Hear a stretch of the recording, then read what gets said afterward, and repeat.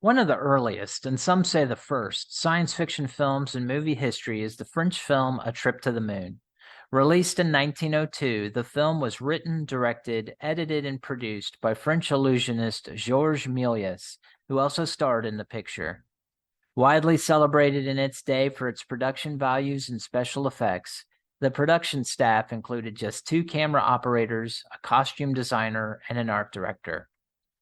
Contrast that to today's blockbuster films, which employ thousands of highly specialized artists and cutting-edge technology to create stunning visuals that push the envelope of what's possible. How films of today get made is an awe-inspiring mix of collaboration and a constant drive for process and technical innovation. Hello, I'm your host, Paul Teese, and on this episode, my guest was Todd Busch, first assistant editor at Marvel Studios. Todd's career as a film editor and visual effects editor has spanned 3 decades and has seen him assigned to some of the most iconic film franchises in movie history, including films in the Star Wars, Spider-Man, Terminator, and Fast and Furious franchises. He recently finished an assignment as the first assistant editor on Guardians of the Galaxy Volume 3, and he shares with us a behind-the-scenes look at the incredibly complex mechanism of teams and technology necessary to pull off these marvels of cinematic entertainment. Well, Todd, thank you so much for joining me. I know you've been really busy lately, just finished wrapping work on Guardians of the Galaxy Volume 3. And, before that, you were working on some of the Marvel shows and the DC shows like Peacemaker. And then, of course, WandaVision and Falcon and the Winter Soldier. So really excited to be able to sit down with you and, get an inside look on how movies are made and all the hard work that goes in on that. So thanks so much for taking the time with us today. Thanks for having me, Paul. Yeah, I'm excited to be here.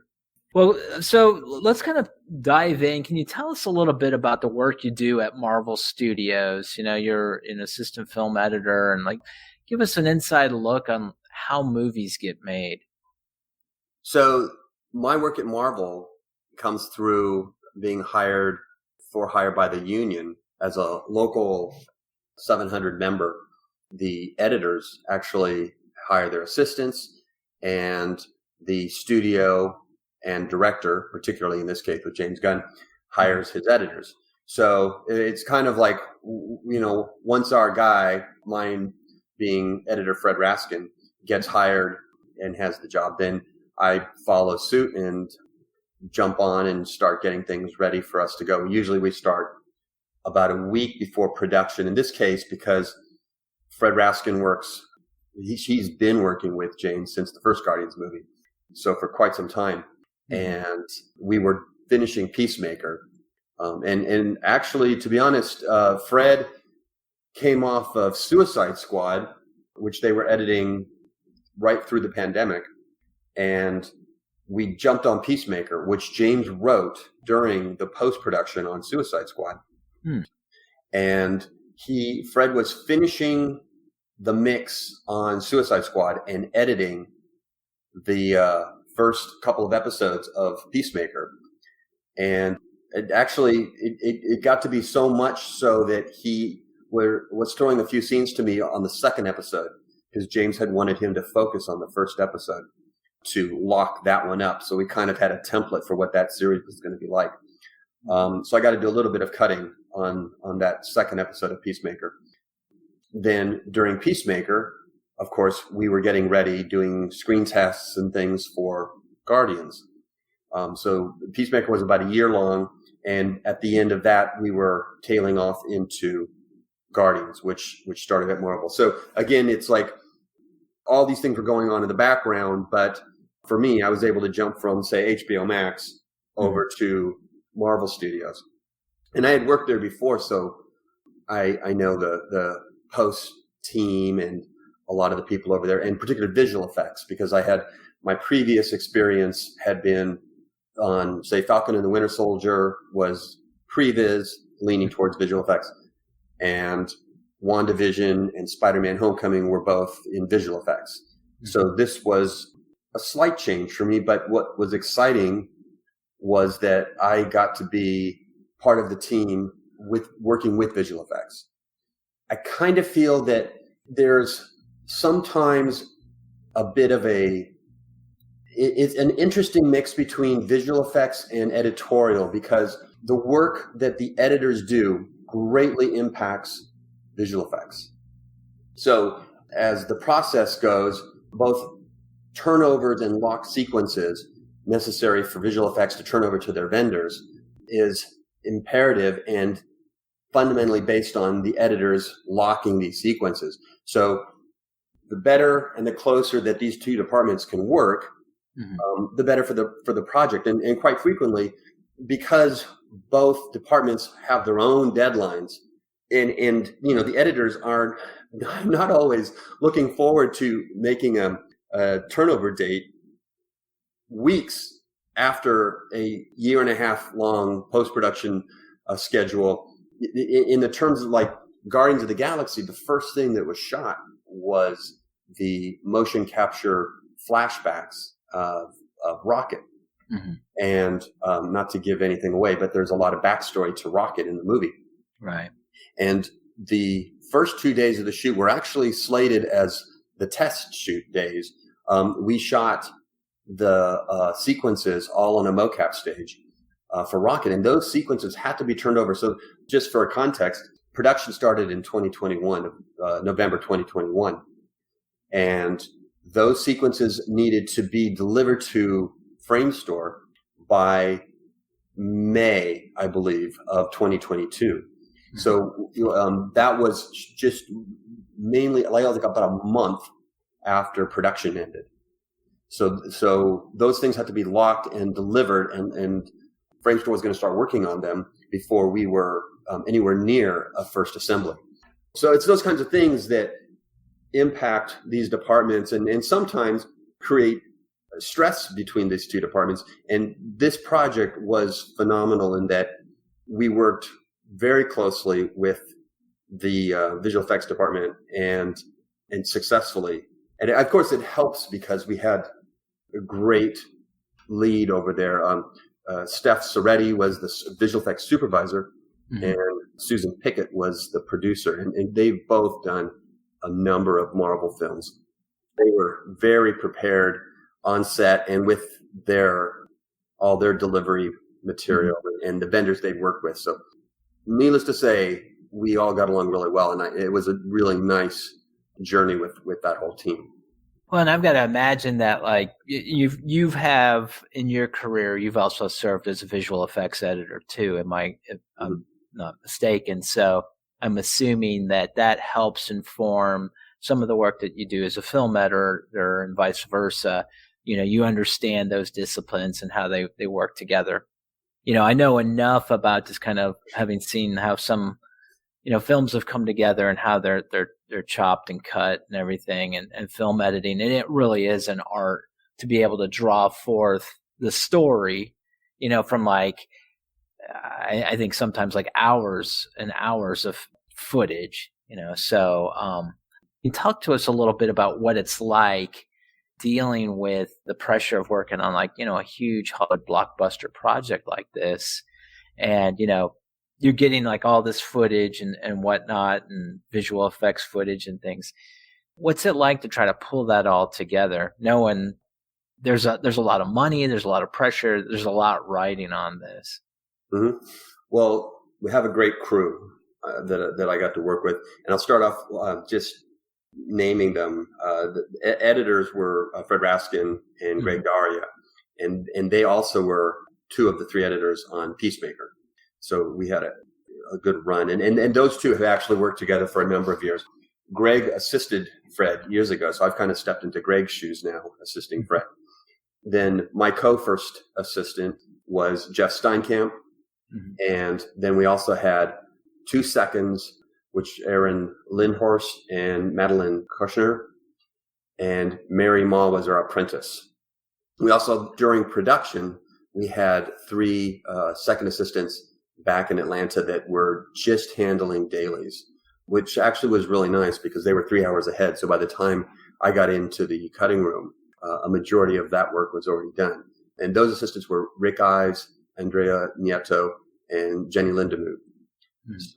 So we had a good team in editorial. Then to your question about how we get these big Hollywood movies made, editorial is the hub of all of post-production. So that includes visual effects, sound, mixing and editing, music. All the departments look to us to deliver the current edit. And we have to track both the visual effects as things are changing and the edits, and which version of edits have gone to all these other departments. And as they change, we have to update all those departments regularly.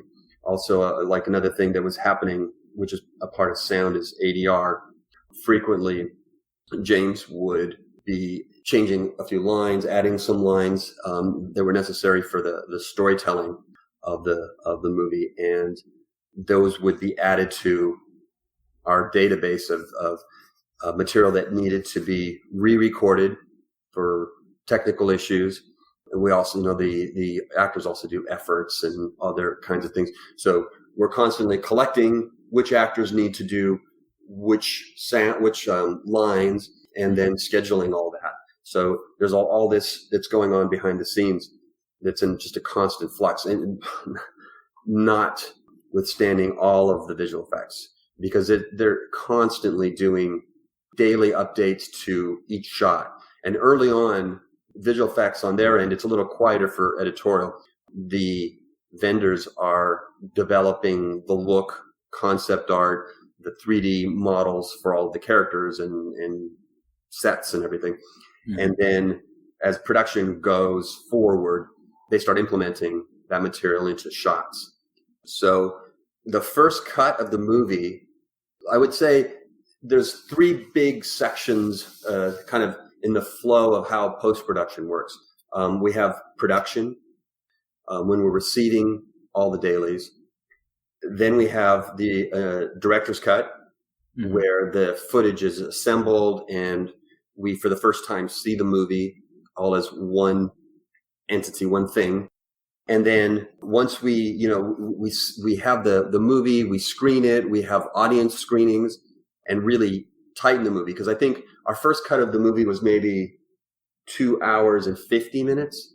Mm-hmm. The final cut is 2:30 with credits. I think we got it down to 2:20 just from picture in, picture out. Mm-hmm. So that process of trimming the movie occurred while we were doing our screenings. I think we had 6 or 7 what they call friends and family screenings mm-hmm. at the studio. And then once that movie gets close to being locked, we go into the final phase, which is, the mix and the final turnover. So, I mean, it sounds like let's talk about teamwork for a little bit, and I'm amazed at how complex today's filmmaking process is. And so, by way of comparison, one of my favorite movies of all time is Jaws, and I love Jaws. Verna Fields, who is the film editor of that movie, she's legendary, and she doesn't get the credit she deserves, but I mean, everybody focuses on Steven Spielberg and John Williams, but Verna, her hand is all over that movie. I mean, she really brings the story together and the cuts and things. But the reason I bring up Jaws is, and it's kind of a running joke with me and one of my daughters. We love Jaws, and we watch the end, and you watch the credits at the end of Jaws, there's maybe a dozen people. I mean, it's very short credits.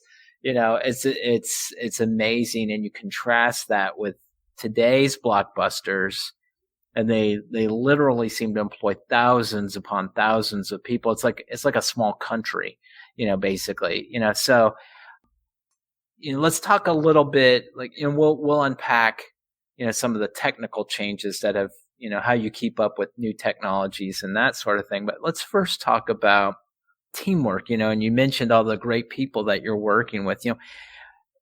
Given how complex, today's modern blockbuster is, how have you seen it change over the last 30 years or so that you've been a cinematic professional, of working together and all these different crews and bringing it all together to successfully bring home a finished product, that's very satisfactory and everybody, recognizes like is a great movie. Like, what's kind of the secret sauce of getting all these teams to kind of, in your experience at any rate, get them talking and working together, towards a common goal?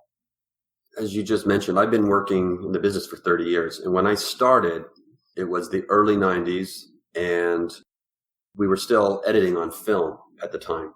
The system that is used to edit movies these days is Avid, and that didn't come out until 91, 93. In 1993, it kind of took over television. It hit, by storm, and was able to handle the short sitcoms because of the disk storage issue. That was something that was new. When I started, I was working for Lucasfilm's EditDroid company, and what they were doing was putting the data, the media, on Laserdiscs. They'd sync it and transfer it, and then you could edit those. But you could only, do a scene or two, and then you'd have to reload the disc players, and then you could jump to the next scene. So it really wasn't practical for a feature film when you're intercutting and decide to move this scene from the end of the movie to, the middle or something. So Avid was a system that accessed multiple hard drives and eventually could store an entire movie. And in my first feature was in 93, the Radioland Murders, which was done up at Lucasfilm. And that was, at the time, it took 40 minutes to boot up our computer. By the time, by near the end of the movie, let's say, when all the footage was available to us, and we could only, even on the hard drives, we could only see 3/4 of the film. So the editor, would let me know, he and the director were going to work on the front half of the movie that day or the back half of the movie that day. And then they did reshoots, and there were characters that were scattered throughout the movie as reoccurring characters. So I had to put that on a SCSI hard drive that they could access all the time, so that he could intercut that into both halves of the movie. So that's kind of where we started. Through the years, they've integrated the machines so that the Avids could be accessed by multiple editors and assistants at the same time. And that was something that, I was part of the beta testing the hardware necessary for kind of navigating all these drives. And this kind of began the communication that just in editorial, editors would start developing systems where they would version their sequences. They would hand off sections to assistants to work on sound simultaneously while they were working on picture. And then also going out to other departments. The Avid system had very good lists for delivering to sound, so that sound departments could be working on stuff and this, that, and the other thing. So this process has constantly been improved, and to the point to where today on Guardians, one of the big innovations on this movie was to incorporate sound into the Avid, the sound mix. So once we got into the director's cut, and it was decided that what normally happens in the past is that when you get near the end of the movie and you're going to start screening, we would deliver a cut to, in our case, Skywalker Sound. David Acord was our supervisor, and they would receive the reels and edit and mix these reels. Although they're constantly evolving, they would start working on them. Budgets and schedules as they are, and because Marvel likes to do multiple screenings there on the lot, we were kind of limited. In fact, they didn't want to do any kind of mixing until we got into the final phase of the film. So from Fred's experience, and Fred Raskin, talking about the editor, was very involved in the mix for Peacemaker because James was already working on Guardians, so he couldn't be present at the mix. So looking forward, he knew that James was going to expect and prefer a 5.1 mix for the screenings, the best that we could get out of our Avid system. And the Avid is now such that you can actually work in stereo. The editors could work in stereo because that's the format that they deliver edits to James, who actually was in Aspen prior to him coming out to LA to transition over to the DC world. He once they wrapped production in Atlanta, James got a place up in Aspen. So we were working remotely. Something carried over from COVID that James really prefers and likes to work remotely. So that was something that we were doing. So he was looking at cuts in stereo, and in the background, over at Disney Studios, we had 3 guys. Well, they were consecutively, mainly because of their schedule moving to and from other movies. And those guys, I should give them credit. There was Chris Diebold, who began the process, and he's actually kind of a trailblazer in doing this process. And then Ian Chase and Ron Eng came in after him. But Chris is now working with another editor, Dan Leventhal. And Chris, who on our film, what the trick was these guys who are mainly familiar with Pro Tools, that's the system that's used for editing sound, they had to learn the Avid.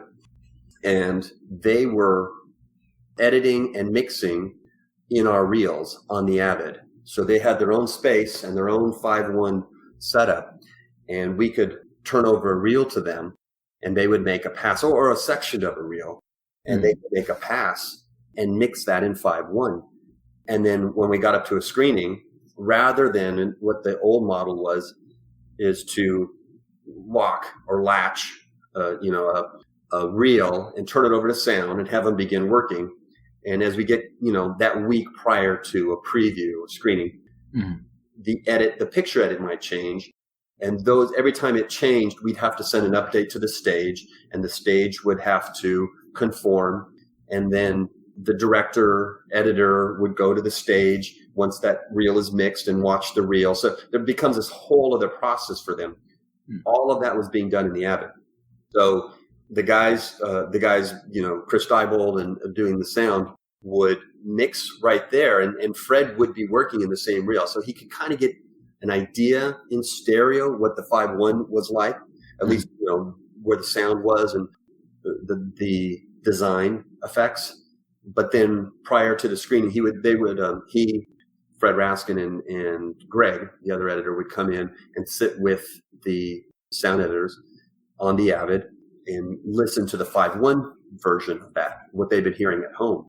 But it greatly improved and sped up the amount of time that it took to do the sound post. So this was a huge innovation. The other editor that's utilizing this process right now is Dan Leventhal. And he finished Dungeons and Dragons, and now, like I think I mentioned, that Chris Diebold, who was our editor, he's sound supervisor on this new Beverly Hills Cop sequel that Dan Leventhal's cutting. So it's kind of the new wave of opportunity for young sound editors to be doing something like that, because that's a big responsibility. So yeah, I mean that was something that was really new and made available to think that years ago, when it was so difficult for 2 or 3 Avid systems to be working in unity, we now had multiple departments working on the movie simultaneously. It's a big advance. Well, let's unpack that a little bit, and because I think analogous to what we see in other industries, right? There are experts who, they have built their careers around certain technological platforms, certain ways of doing things, right?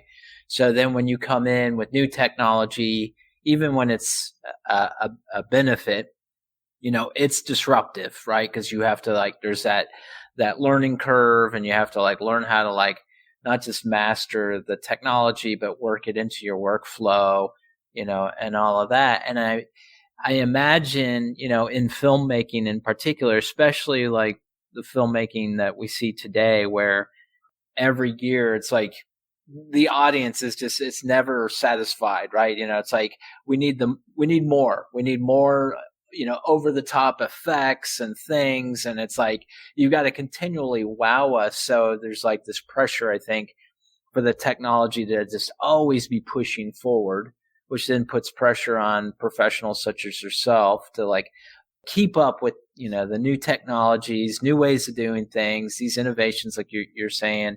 So what's kind of been your take on that? Like, how do you keep, up to date on these new technologies, and how do you contend with potential disruption for your craft and, keep it all in check?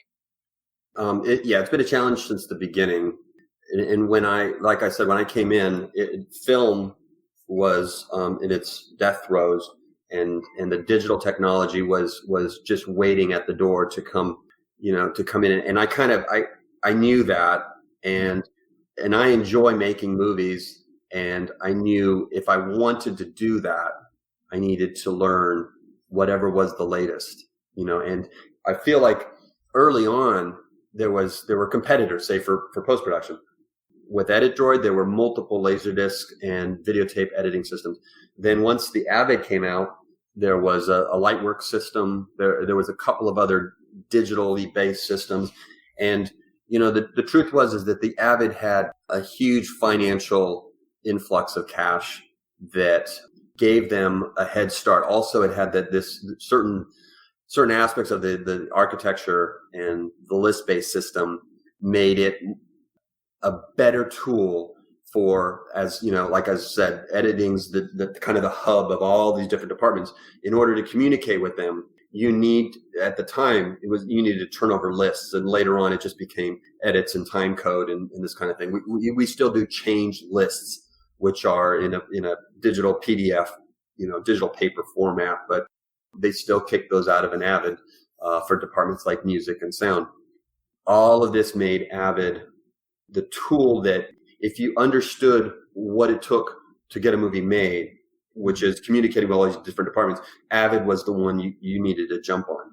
And so it was stuff like that early on that I understood, and I would get in debates because, with other editors or assistants, because the other editing systems had a nice interface, and they did. And certain editors liked the way they, when they're editing the flow of their work, they preferred this system or that system. But it's just, you have to look at, in the long run, what is it that's going to do the job that makes this industry, as large as it is now, manageable, and how do you communicate with all these departments? And so in that case, it was the Avid. And through the years, there were a number of times where we tried a variety of different things. I tried, in each show, I would try and implement something a little bit different to try and speed up the process. And what's interesting is, and as we're talking about sound with these guys doing the sound work, you tend to lean towards speeding up a process that eliminates a person in the process, because that extra person is obviously having to do an extra task, which takes more time. Right. But then what I've also found is that as we streamline the process, there's multiple features, tools, other opportunities for the assistants or sound or visual effects for these other artists to use to feed into the storytelling process. So we have visual effects editors doing rough temp comps, and they'll jump onto After Effects or other tools to do comps. We have, again, now the sound guys that were helping us do the 5.1 mix. They were helping speed up this process and give us a really good sense of, in Guardians, I mean, you have all this fantastic sound design and great music from John Murphy. He was developing, he was writing new score constantly, and James would listen to it and give him notes, and we'd cut it into scenes. So all this is happening simultaneously and kept in check and on track with our sequences, versions, and the time code for each reel that's sent out to all these departments. So this is how we're speaking to each other. And at the end of the day, all the visual effects and all the music and sound, everything drops into the edit and we screen it. And on the day, it's got to be all in sync and happening and working just the way that James wants it to. So the point is, what I found is that as we speed up the process and eliminate people, we create new opportunities for more people to enter into the process. And that's kind of like what you're seeing in these credits. Mm-hmm. I mean, you're seeing where we're going, and actually, I would say more than 50% of those credits are visual effects houses. So what you're seeing is all the people at these other vendors, these outside companies, contributing to the movie, and each vendor is doing different sequences. And I know Marvel, Victoria Alonso has been really good. She was the head of visual effects over there at Marvel, has been great about being sure that all the artists who perform, who contribute to the movie are in the credits. And that's kind of what you see. So it's a good thing. It's a cool thing because those artists love to see their name, even though they're a little bit buried sometimes. They're a part of the process and they're a part of the movie, and they like to see, their names up there on the big screen. But I do think in the long run, the technology has never made it easier, but has created more opportunities for artists to contribute to the storytelling process. Fascinating. Well, Todd, thank you so much for taking the time to sit down with me. I know you're in the middle of another film editing assignment. It seems like you never rest. There's always like the next movie and the next movie and the next. But I really appreciate you sitting down, and wish you the very best with Guardians 3. It's a tremendous trilogy, and so love to see it succeed, and all the hard work that you and all the Fred and everybody else on the team put in, to kind of bring James Gunn's vision to life. So thank you so much for your time today. Thanks, Paul. Happy to be here.